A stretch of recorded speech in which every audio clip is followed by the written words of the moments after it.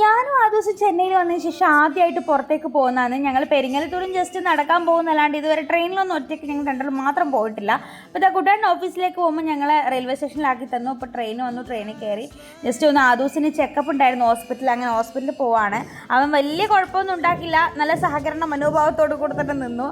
അപ്പോൾ ഇത് ഉച്ച സമയമായതോടെ നല്ല വെയിലുണ്ടായിരുന്നു, കുടയൊക്കെ എടുത്തിട്ട് പോയി. ഞങ്ങളങ്ങനെ ട്രെയിൻ ഇറങ്ങി റെയിൽവേ സ്റ്റേഷനിലോട്ട് നടക്കുകയാണ്. ഇനിയിപ്പോൾ ഓവർ ബ്രിഡ്ജ് കയറി ഇറങ്ങി അപ്പുറത്തെ റോഡിൻ്റെ അപ്പുറത്തെ സൈഡിലാണ് ഹോസ്പിറ്റലുള്ളത്. അപ്പോൾ ഇതാ മേളിൽ ഓവർ ബ്രിഡ്ജിൻ്റെ മുകളിൽ ഫുള്ളിങ്ങനെ പൂവ്, അതുപോലെ പച്ചക്കറി, മറ്റുള്ള സാധനങ്ങളൊക്കെ വിൽക്കുന്ന ആൾക്കാർ ഇഷ്ടം പോലെ ഉണ്ടാവും. കുറേ പേര് വാങ്ങുന്നുണ്ടാവും. അപ്പോൾ അതൊക്കെ അടിപൊളിയാണ്. അപ്പോൾ ഇതാ ഞങ്ങൾ ശ്രീ ബാലാജി ഹോസ്പിറ്റലാണ് വന്നിട്ടുള്ളത്, ക്രോംപേട്ടിലുള്ളത്.